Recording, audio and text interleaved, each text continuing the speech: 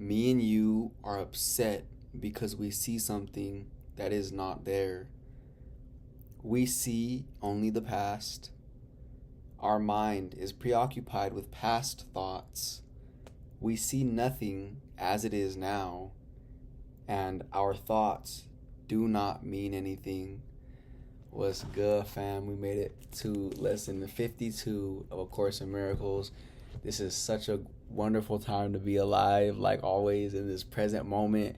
We are going to take the time to just forget everything that's ever happened before and focused on right now. This is where the holy instant is, as the Course calls it. This is where love and light abides for everyone, always right here and now.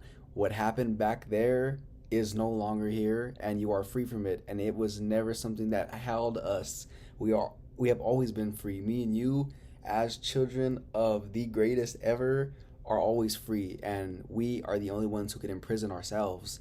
So let's just keep that in mind today and stay very present and aware and practice staying in the now, because the more you practice staying here and now, you'll take that with you to every single now, to every moment, and you will have better relationships, better, more in-depth conversations with people. Life will just be so much more meaningful and yield you results that you couldn't receive if you were not focused and present in that moment. So, wow, we were just bombarded with some good lessons. These are some early lessons. We haven't done these lessons for a few weeks, so it's great to be returning back to these. We are reviewing lessons 6 through 10, so let's just go ahead and get started. We're going to go ahead and start from 6, and then we'll work our way up like we did yesterday. 6. I am upset because I see what is not there. Reality is never frightening. It is impossible that it could upset me. Reality brings only perfect peace. When I am upset, it is always because I have replaced reality with illusions I made up. The illusions are upsetting because I have given them reality, and thus regard reality as an illusion. Nothing in God's creation is affected in any way by this confusion of mine. I am always upset by nothing. Wow, that's beautiful. It was beautifully written, beautifully said, and I kind of want to read it again because how good it was, but I'll let you do that on your own time when you redo this lesson today. But yeah, there's really nothing serious going on here. It's only in our minds that the lack exists. No lack exists within me and you. Remember, we are light. We are not these bodies, and neither is anybody else. But I think we all forgot that. And being here together, remembering that, is powerful because we no longer are affected by things of this world. And we were only affected by them at one point because we gave them reality. Remember, everything in this world, bags, designer products, people bought these bodies, clothing, jewelry, all these things that you can see, hear, smell, taste, and touch with this interpreter of yours, this body, they are all nothingness because they are temporary, and what is not eternal never existed because only the eternal exists, which is me and you, which are love and light, because God creates eternally like himself. And these concepts are not concepts at all. They only appear like them to someone who is not in vibrational vicinity of them. But because me and you have practiced this for the past few weeks, I'm pretty sure and confident I could say that we are regarding this as truth, and that is a good thing because we are seeing reality as it really is, because this is how life really is. And back to what we were saying a few seconds ago, nothing in this world we see means anything. We have given it all the meaning that it has for us. It is neutral. But remember, our thoughts are not neutral. They are either we are thinking with God or we are simply not thinking at all. We have made our whole entire lives, we have made images in our mind to replace what God created, and we put our own illusions on those things, on people. So we'll look at our enemies or someone that we really despise for whatever reason, or our financial situation, or anything in this world. We have made an illusion of it in our own mind and projected it outward, and now that's all we're seeing, and that's causing us fear and upset. And remember, all upsets are equally disturbing to our peace of mind. So let's go ahead and release them because they serve no purpose. Me and you are here in the real world together, and it's only whenever we see something that is not there that we could be upset. But whenever we are in the real world, nothing can upset us because everything is as we are, which is love and light. The only reason why we would not be able to see that at any given instant is because of what we are doing with this powerful tool of ours. We are making something to cover and replace something that is truth with nothing. These thoughts we are thinking do not mean anything. They are images that we have made. This cannot be stressed enough. Remember, repetition of this material is necessary in order for this to stick in your brain, and practice and practice and practice so many times until it happens on autopilot and you no longer need to practice this, because it is once again how you perceive the world. Right now, most of people's perceptions are all screwed up, and that is what this course is for, to help us undo that screw up. We fell asleep and we are here to wake up again. And I'm pretty sure in this moment, me and you are awake, but this is the easy part. The challenging part is whenever we turn this video off and we go back into our real lives and we fall back asleep and we start judging people and seeing bodies instead of other individuals who are love and light like us. And we are believing that some form of lack exists within our lives because we see something out there that we don't have yet, and we feel like we are not enough right now until we get that possession. All of these illusions that mean nothing are things that we really think from time to time. And I'm here to tell you that if you've ever felt alone and you felt like you were the only person thinking these things and you felt bad at yourself for thinking these things, everyone in this world's thinking them.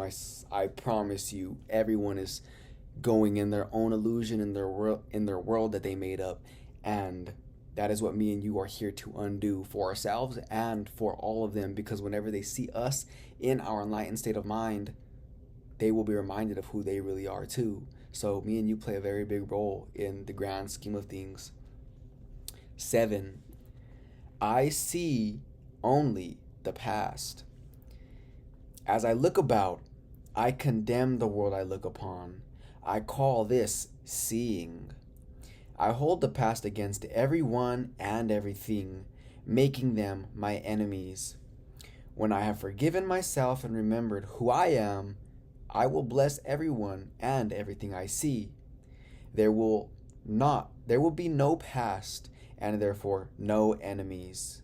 And I will look with love on all that I failed to see before. Beautiful. That just sums up everything that was just stated before. So let's go ahead and continue. We're going to go to 8 now. 8.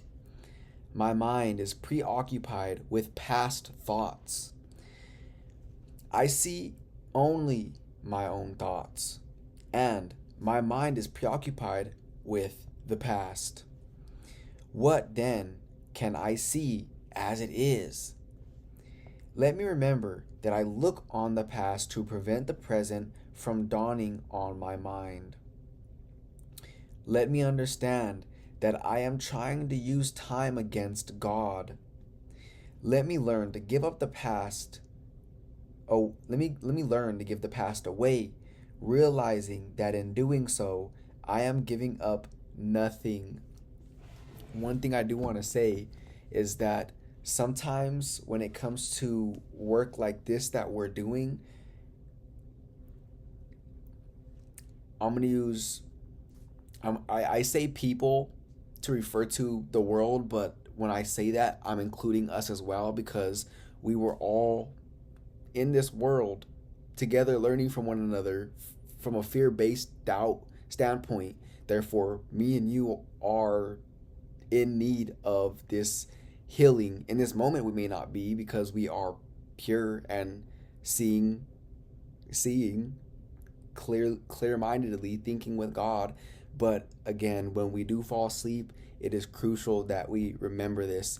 So I'm going to say that we think, whenever we are in our illusions, doing work like this is pointless. We don't really understand how much information of this sort can help us. So my point is, if I were to go up to somebody right now who has no clue about anything we're talking about, and I am trying to say words and help them reach a state of enlightenment like the one we are in now, it's going to be challenging depending on where they are in relationship to this information, because although words are a great way of getting your thoughts across to someone else so they could kind of interpret your perspective and point of view, they will not give an experience. So what we are experiencing right now, we cannot share with words, although words can be a very great way to help someone transition to this state of mind, but it's much more than the words. It's the intention behind the words. If I wasn't in this state of mind right now, I would not be able to share this experience and this enlightened state of being with somebody else, because the words, although I would be speaking them, they would be shallow, because they wouldn't be being transmitted from this heightened state of mind. So it's just good to understand where you are at all moments in time. And because we've made it this far to lesson 52, I'm sure that we are willing, because being awake is our will. It is God's will, and it is everyone's will. Although whenever we are asleep and we are in the illusions, we believe our salvation lies in other things and not in a book. So everybody in this world is looking for stuff outside of them to feel like they are a part of a community, to feel like they are loved. They're looking for anything, any scrap of anything in this world to feel like they are whole, they are loved, they are protected, like they are all those attributes that they already are, but they just can't see it because they have made so many illusions and thoughts in their mind that is covering up everything that they lay their eyes upon, and they can't really see the real world. And I'm saying they, but I'm referring to us as well. When we are not in this state of mind, we think that our salvation lies in that piece of jewelry or clothing or material possession or vehicle or house or a certain number in the bank account or relationship. We look for all these trivial things of this world that are nothing, but because we have given them all the meaning that they have for us, we think that we will become happy when we get those things. And this course is here to tell us, and it's doing a very good job of it, letting us know that those things are not going to bring you happiness. Although it may be temporary, that is nothing compared to knowing the love of God, which is who me and you are one with and a part of. This is the real world that we are in, and nothing will ever make somebody enlightened and feel the way that we do now just by a material possession. And that's what they're searching for. They are searching for something outside of them to make them feel the way that we're feeling right now. Everybody, no matter who you are, wants to feel the way me and you are feeling now, but they don't believe that something like this could get them there, because they have made images in their mind about books or information or whatever the case may be that is blocking them from perceiving the truth. So they're looking for something in this world that will make them feel the way we're feeling now, and nothing's going to get them there. Nothing's going to get us there, and not even this book. This book is just a reminder of what already lies within us. It is everyone's will to be in this state of mind, and they can't get there from where they're at because they have made images that they have placed upon everything in this world that's causing them to not see the real world. And I'm spending a good amount of time on the subject of this because it's important to know that me and you who are woke and enlightened are walking around in this world surrounded by brothers and sisters who are also love and light, but who are sleeping and who forgot that they are the same thing we are, which is love and light. And we have to remember that for them by simply being love and light and aware of that fact. And we have to remember that for ourselves too.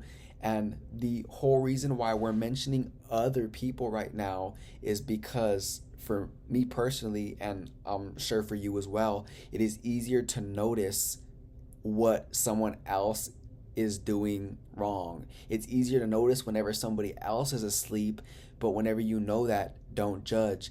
Just remember that we are all one, and repeat to yourself, okay, they're asleep right now, and I could see that because I am in this state of mind, and I do the same thing whenever I'm asleep, because you could see someone's state of mind by the way they walk, talk, act, think, speak, feel. You could see when somebody is truly awake. You can feel it, and you can feel when somebody is asleep. And it's good to notice that in others, because when you notice that in others from a non-judgmental standpoint, but realizing, oh, I do the same thing, you can catch it in others. And then whenever you do the same thing, you could begin to catch it in yourself and become self-aware. You will become to the point where you know when you're sleeping and you wake up like that. It's easy. What me and you are learning here is really not considered learning at all. We are just removing everything that we have taught ourselves and made in our minds in this world that has blocked us from seeing this truth. And today we are here together again, practicing this. Now, let's go ahead and continue. 9. I see nothing as it is now.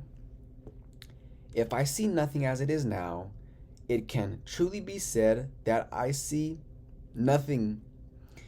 I can see only what is now. The choice is not whether to see the past or the present. The choice is merely whether to see or not. What I have chosen to see has cost me vision. Now I would choose again that I may see. 10. My thoughts do not mean anything. I have no private thoughts, yet it is only private thoughts of mine which I am aware. What can these thoughts mean? They do not exist, and so they mean nothing. Yet my mind is part of creation and part of its creator. Would I not rather join the thinking of the universe than to obscure all that is really mine with my pitiful and meaningless private thoughts? Wow. That was a powerful lesson. This was lesson 52, review of lesson 6 through 10. I believe that this lesson said it all. There's nothing more that me and you have to discuss for the day, but really let's take the time to reread this again a little more slowly and apply it as stated in the introduction to the review lessons, and make it a priority to really be willing to feed our mind this vocabulary and terminology and knowledge on a consistent basis, because the more we do so, the easier it will become to remember. And the easier it is to remember, whenever we fall asleep, we can remember like that this information. We can grab the tools from our tool belt and we can use these words. They're not even words, they're intentions. Read in between the lines. Although it looks like words, I can see only the past. Though that string of words is just translating an intention to you, and that intention is there for you to use when you are asleep. So whenever you are looking at something and you are worried about what the future may hold, remember, in that instant, you are preoccupied with past thoughts, because it's only our connection to the past and those illusions of the past that make us think that the future is going to be the same. But when we're in the now, we understand that the future is going to be more love and light and joy all the time, because that is all there is.